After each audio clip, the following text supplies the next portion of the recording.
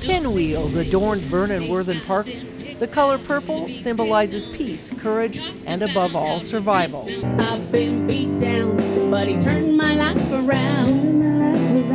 As John Huston's gospel choir echoed in harmony, people were reminded of the horrific number of domestic abuse cases. However, many violent acts go unreported. In our county, so far this year, there have been 565 domestic violence arrests in Washington County. That's so many.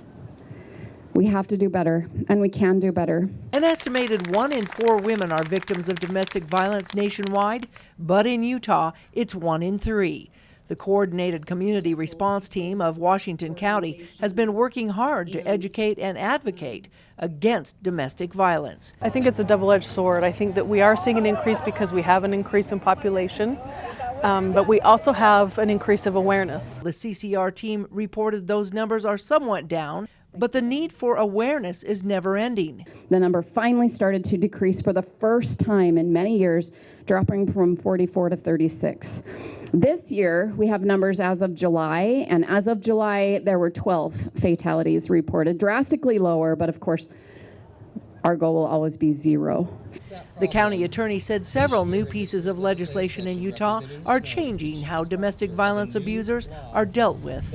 House Bill 137, which passed in March, amended provisions for the look-back time of prior convictions. Originally, as the statute stated, they could only go back 5 years into someone's criminal history to enhance the next charge if they got another DV charge.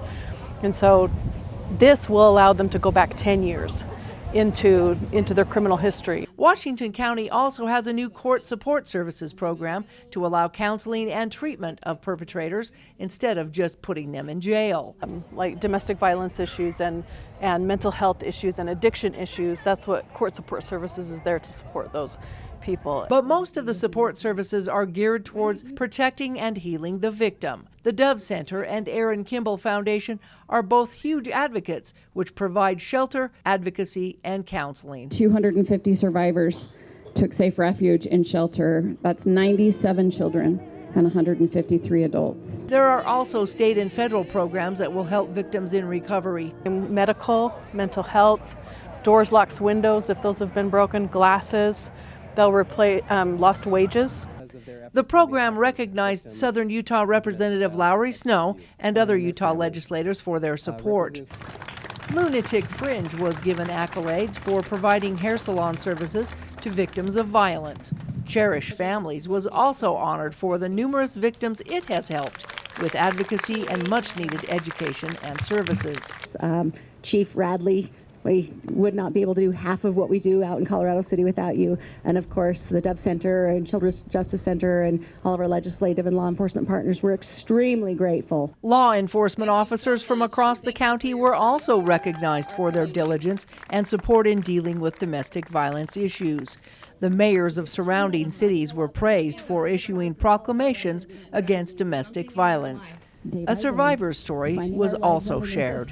Excusing behaviors previously not recognized as deliberate forms of control and manipulation.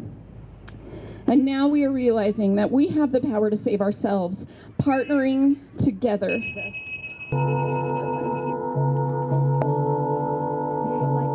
Meditative music using singing bowls was led by Patrick Fletcher, while candles were lit, representing hope and remembrance to all victims of domestic violence.